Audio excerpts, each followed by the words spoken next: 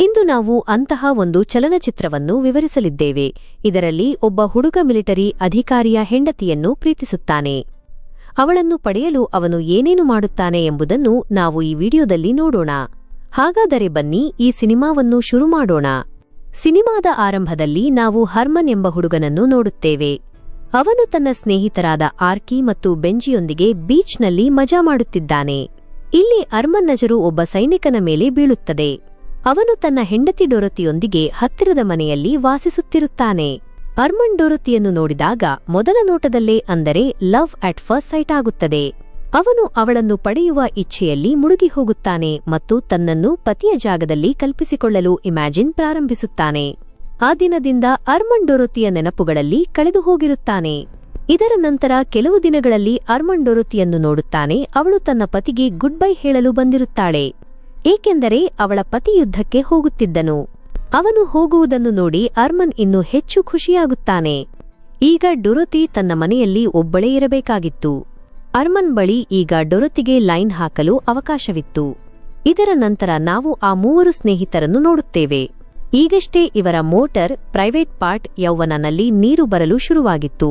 ಇವರು ದೊಡ್ಡವರಾಗಲು ಕಾಯುತ್ತಿದ್ದರು. ಇದರಿಂದ ಯಾವುದೇ ಹುಡುಗಿಯೊಂದಿಗೆ ಗಜಮ ಮಸ್ತಿ ಸಂಬಂಧ ಮಾಡಬಹುದು ಎಂದು. ಇದರ ನಂತರ ನಾವು ಬೆಂಜಿಯನ್ನು ನೋಡುತ್ತೇವೆ.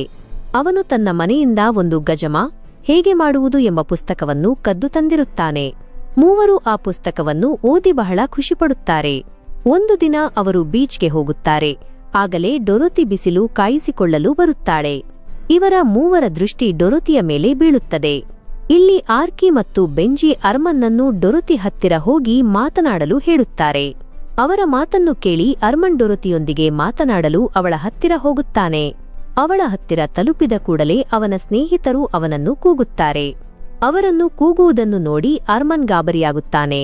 ಅರ್ಮನ್ ತನ್ನ ಸ್ನೇಹಿತರ ಈ ಕಾಮಿಡಿಯಿಂದ ಕೋಪಗೊಳ್ಳುತ್ತಾನೆ ಮತ್ತು ಇದೇ ವಿಷಯಕ್ಕೆ ಅರ್ಮನ್ ಮತ್ತು ಅವನ ಸ್ನೇಹಿತರ ನಡುವೆ ಜಗಳವಾಗುತ್ತದೆ. ನೋಡುತ್ತಿದ್ದಂತೆ ಇವರ ಜಗಳ ಇನ್ನೂ ಹೆಚ್ಚಾಗುತ್ತದೆ.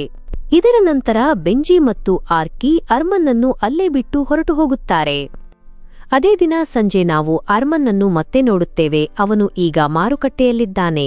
ಆಗಲೇ ಅಲ್ಲಿ ಅವನು ಡೊರತಿಯನ್ನು ನೋಡುತ್ತಾನೆ. ಡೊರತಿ ಹತ್ತಿರ ಬಹಳಷ್ಟು ಸಾಮಾನುಗಳಿರುತ್ತವೆ. ಅವಳಿಗೆ ಸಾಮಾನು ಎತ್ತಲು ಸಮಸ್ಯೆಯಾಗುತ್ತಿರುತ್ತದೆ. ಅರ್ಮನ್ ಅಂತಹದೇ ಒಂದು ಅವಕಾಶಕ್ಕಾಗಿ ಕಾಯುತ್ತಿದ್ದನು. ನಂತರ ಅವನು ಡೊರತಿ ಹತ್ತಿರ ಹೋಗಿ ಹೆಲ್ಪ್ ಮಾಡಲಾ ಎಂದು ಕೇಳುತ್ತಾನೆ. ಅರ್ಮನ್ ಅವಳಿಗೆ ಸಹಾಯ ಮಾಡುತ್ತಾ ಎಲ್ಲಾ ಸಾಮಾನುಗಳನ್ನು ಎತ್ತಿಕೊಂಡು ಅವಳ ಮನೆಯವರೆಗೆ ಕೊಂಡೊಯ್ಯುತ್ತಾನೆ. ಮನೆಗೆ ಬಂದ ನಂತರ ಡೊರತಿ ಅವನಿಗೆ ಥ್ಯಾಂಕ್ ಯು ಹೇಳುತ್ತಾಳೆ ಮತ್ತು ಕಾಫಿ ಕೂಡ ಮಾಡಿಕೊಡುತ್ತಾಳೆ. ಡೊರತಿ ಅರ್ಮನ್ನಿಂದ ಅವನ ಬಗ್ಗೆ ಕೇಳುತ್ತಾಳೆ. ಅರ್ಮನ್ ಹೇಳುತ್ತಾನೆ, ಸ್ಕೂಲ್ ಮುಗಿದ ನಂತರ ನಾನು ಆರ್ಮಿ ಜಾಯಿನ್ ಆಗುತ್ತೇನೆ ಎಂದು.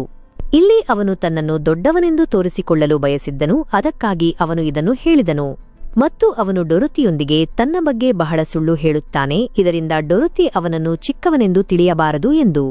ಇದರ ನಂತರ ಅರ್ಮನ್ ಮನೆಯಿಂದ ಹೊರಗೆ ಬರುತ್ತಾನೆ. ಅಲ್ಲಿ ಅವನಿಗೆ ಅವನ ಸ್ನೇಹಿತರು ಸಿಗುತ್ತಾರೆ ಮತ್ತು ಅವರು ಹೇಳುತ್ತಾರೆ, ನಾವು ಮೂವರು ಹುಡುಗಿಯರ ವ್ಯವಸ್ಥೆ ಮಾಡಿದ್ದೇವೆ. ಇಂದು ರಾತ್ರಿ ನಾವು ಆ ಮೂವರು ಹುಡುಗಿಯರ ಜೊತೆ ಮೂವಿ ನೋಡಲು ಹೋಗುತ್ತಿದ್ದೇವೆ ಎಂದು. ಈಗ ರಾತ್ರಿ ಇವರು ಮೂವರೂ ಮೂವಿ ನೋಡಲು ಹೋಗುತ್ತಾರೆ. ಅಲ್ಲಿ ಆ ಮೂವರು ಹುಡುಗಿಯರು ಇರುತ್ತಾರೆ. ಆ ಹುಡುಗಿಯರನ್ನು ನೋಡಿ ಬೆಂಜಿ ಗಾಬರಿಯಾಗುತ್ತಾನೆ ಮತ್ತು ಅಲ್ಲಿಂದ ಹೆದರಿ ಓಡಿ ಹೋಗುತ್ತಾನೆ. ಇದರ ನಂತರ ಅವರು ಸಿನಿಮಾ ಹಾಲ್ಗೆ ಹೋಗಲು ನಿಂತಿರುತ್ತಾರೆ. ಅಲ್ಲಿ ಅರ್ಮನ್ ಡೊರತಿಯನ್ನು ನೋಡುತ್ತಾನೆ. ಡೊರತಿ ಅರ್ಮನ್ನೊಂದಿಗೆ ಹೇಳುತ್ತಾಳೆ, ನಾಳೆ ಮನೆಗೆ ಬಾ, ಸ್ವಲ್ಪ ಕೆಲಸವಿದೆ ಎಂದು. ಅರ್ಮನ್ ಬೆಳಿಗ್ಗೆ ಬೇಗ ಎದ್ದು ಚೆನ್ನಾಗಿ ತಯಾರಾಗಿ ಡೊರತಿಯ ಮನೆಗೆ ಹೋಗುತ್ತಾನೆ. ಅರ್ಮನ್ ತನ್ನ ಮನಸ್ಸಿನಲ್ಲಿ ಯೋಚಿಸುತ್ತಾನೆ, ಇಂದು ರಾತ್ರಿ ಡೊರತಿಯೊಂದಿಗೆ ಗಜಮ ಮಾಡಲೇಬೇಕು ಎಂದು. ಆದರೆ ಅಲ್ಲಿಗೆ ತಲುಪಿದ ನಂತರ ಡೊರತಿ ಅವನಿಂದ ತನ್ನ ಮನೆಯ ಕೆಲಸ ಮಾಡಿಸುತ್ತಾಳೆ. ಎಲ್ಲಾ ಕೆಲಸ ಮುಗಿದ ನಂತರ ಅರ್ಮನ್ ಸ್ವಲ್ಪ ಧೈರ್ಯ ಮಾಡಿ ತನ್ನ ಮನಸ್ಸಿನ ಮಾತನ್ನು ಡೊರತಿಗೆ ಹೇಳುತ್ತಾನೆ. ಅರ್ಮನ್ ಡೊರತಿಗೆ ಹೇಳುತ್ತಾನೆ, ನಾನು ನಿನ್ನನ್ನು ಬಹಳ ಪ್ರೀತಿಸುತ್ತೇನೆ ಎಂದು. ಇದನ್ನು ಕೇಳಿ ಡೊರತಿ ಒಂದು ಸುಂದರವಾದ ಮುಗುಳ್ನಗೆ ನೀಡುತ್ತಾಳೆ ಮತ್ತು ಅರ್ಮನ್ನ ಹಣೆಯ ಮೇಲೆ ಒಂದು ಕಿಸ್ ಮಾಡುತ್ತಾಳೆ. ಈಗ ಅರ್ಮನ್ನಿಗೆ ಡೊರತಿಯ ಮೇಲೆ ಬಹಳ ಪ್ರೀತಿಯಾಗುತ್ತದೆ ಮತ್ತು ಇದೆಲ್ಲವನ್ನೂ ಅವನು ತನ್ನ ಸ್ನೇಹಿತ ಆರ್ಕಿಗೆ ಹೇಳುತ್ತಾನೆ.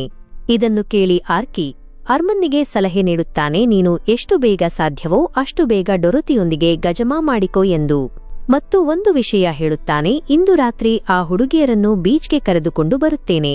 ನಾವೆಲ್ಲರೂ ಸೇರಿ ಅಲ್ಲಿ ಪಾರ್ಟಿ ಮಾಡೋಣ ಎಂದು. ಮತ್ತು ಅದೇ ರಾತ್ರಿ ಆರ್ಕಿ ತನ್ನ ಗರ್ಲ್ಫ್ರೆಂಡ್ ಜೊತೆ ಗಜಮಾ ಮಾಡಲು ಪೊದೆಗಳ ನಡುವೆ ಹೋಗುತ್ತಾನೆ. ಅಲ್ಲಿ ಅರ್ಮನ್ ಇನ್ನೊಬ್ಬ ಹುಡುಗಿಯೊಂದಿಗೆ ಬೀಚ್ನಲ್ಲಿ ಕುಳಿತು ಮಾತನಾಡುತ್ತಿರುತ್ತಾನೆ. ಈ ಹುಡುಗಿಗೆ ಗೊತ್ತಿರುವುದಿಲ್ಲ ತನ್ನ ಸ್ನೇಹಿತೆಯ ಜೊತೆ ಆರ್ಕಿ ಏನು ಮಾಡುತ್ತಿದ್ದಾನೆ ಎಂದು. ಯಾವಾಗ ಅವಳಿಗೆ ಇದರ ಬಗ್ಗೆ ತಿಳಿಯುತ್ತದೋ ಇವರಿಬ್ಬರು ನಮ್ಮೊಂದಿಗೆ ಗಜಮಾ ಮಾಡಲು ಇಲ್ಲಿಗೆ ಬಂದಿದ್ದಾರೆ ಎಂದು, ಆಗ ಆ ಹುಡುಗಿ ಹೆದರಿ ಅಲ್ಲಿಂದ ಓಡಿಹೋಗುತ್ತಾಳೆ.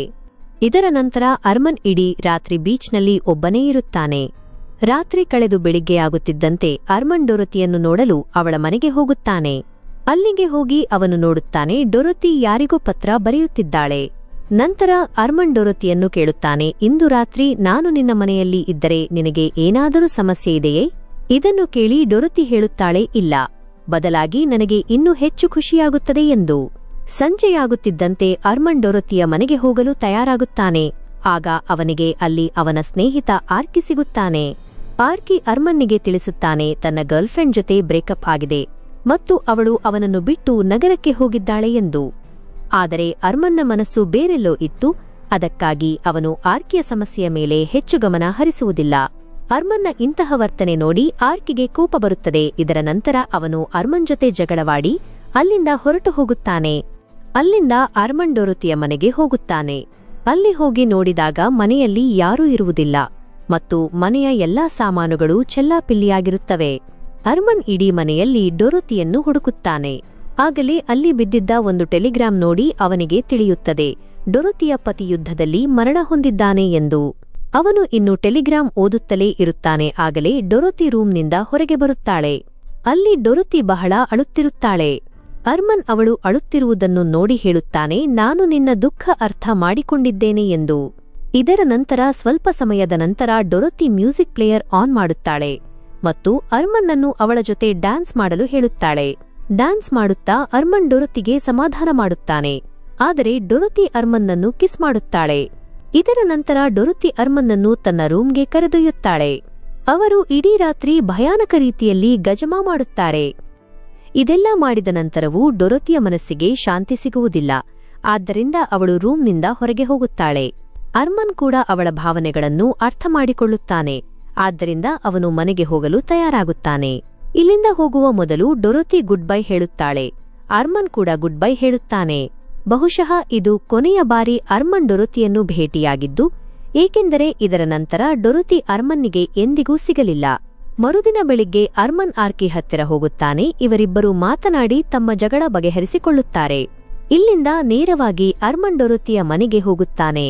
ಅಲ್ಲಿಗೆ ಹೋದ ನಂತರ ಅರ್ಮನ್ನಿಗೆ ತಿಳಿಯುತ್ತದೆ ಡೊರೊತಿ ರಾತ್ರಿಯೇ ಅಲ್ಲಿಂದ ಹೊರಟು ಹೋಗಿದ್ದಾಳೆ ಎಂದು. ಹೋಗುವ ಮೊದಲು ಅವಳು ಮನೆಯ ಬಾಗಿಲಲ್ಲಿ ಒಂದು ನೋಟ್ ಬಿಟ್ಟು ಹೋಗಿದ್ದಳು. ಆ ನೋಟ್ ಮೇಲೆ ಅರ್ಮನ್ ಹೆಸರಿತ್ತು. ಅರ್ಮನ್ ಆ ನೋಟ್ ತೆಗೆದುಕೊಂಡು ಅಲ್ಲೇ ಕುಳಿತು ಅದನ್ನು ಓದುತ್ತಾನೆ. ಆ ನೋಟ್ನಲ್ಲಿ ಡೊರೊತಿ ಬರೆದಿರುತ್ತಾಳೆ, ನಾನು ಈ ಐಲ್ಯಾಂಡ್ ಬಿಟ್ಟು ನನ್ನ ಮನೆಗೆ ಹೋಗಲೇಬೇಕು, ಏಕೆಂದರೆ ನನಗೆ ಬಹಳಷ್ಟು ಅಪೂರ್ಣ ಕೆಲಸಗಳನ್ನು ಪೂರ್ಣಗೊಳಿಸಬೇಕಿದೆ. ಅವಳು ಇದನ್ನು ಬರೆದಿರುತ್ತಾಳೆ, ನಮ್ಮ ನಡುವೆ ಏನೇ ನಡೆದಿದ್ದರೂ ನೀನು ಅದನ್ನು ಅರ್ಥ ಮಾಡಿಕೊಳ್ಳುತ್ತೀಯ ಮತ್ತು ನನ್ನ ಬಗ್ಗೆ ತಪ್ಪು ತಿಳುವಳಿಕೆ ಬೆಳೆಸಿಕೊಳ್ಳುವುದಿಲ್ಲ ಮತ್ತು ನಾನು ಭಾವಿಸುತ್ತೇನೆ ನೀನು ಯಾವಾಗಲೂ ಖುಷಿಯಾಗಿರುತ್ತೀಯ ಎಂದು. ಇವೆಲ್ಲದರ ನಂತರ ಅರ್ಮನ್ ಯಾವಾಗಲೂ ಡೊರೊತಿಯ ನೆನಪುಗಳಲ್ಲೇ ಇರುತ್ತಾನೆ. ಆ ದಿನದ ನಂತರ ಅರ್ಮನ್ ಡೊರೊತಿಯನ್ನು ಎಂದಿಗೂ ನೋಡಲಿಲ್ಲ ಮತ್ತು ಅವಳ ಯಾವುದೇ ಸಂದೇಶವೂ ಸಿಗಲಿಲ್ಲ.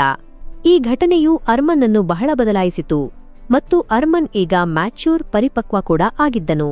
ಇದರೊಂದಿಗೆ ಈ ಮೂವಿಯ ಎಕ್ಸ್ಪ್ಲನೇಷನ್ ಮುಗಿಯುತ್ತದೆ. ನಿಮಗೆ ಈ ವಿಡಿಯೋ ಇಷ್ಟವಾಗಿದ್ದರೆ ವಿಡಿಯೋ ಲೈಕ್ ಮಾಡಿ ಮತ್ತು ಚಾನೆಲ್ ಸಬ್ಸ್ಕ್ರೈಬ್ ಮಾಡಿಕೊಳ್ಳಿ. ಇನ್ನೊಮ್ಮೆ ರಿಕ್ವೆಸ್ಟ್ ಮಾಡುತ್ತಿದ್ದೇನೆ, ಏಕೆಂದರೆ ಇದು ನನ್ನ ಮೊದಲ ವಿಡಿಯೋ. ನಿಮಗೆ ಅಡಲ್ಟ್ ಅಥವಾ ಹಾರರ್ ಮೂವಿ ಎಕ್ಸ್ಪ್ಲನೇಷನ್ ಬೇಕಿದ್ದರೆ ಚಾನೆಲ್ ಸಬ್ಸ್ಕ್ರೈಬ್ ಮಾಡಿಕೊಳ್ಳಿ. Thank you.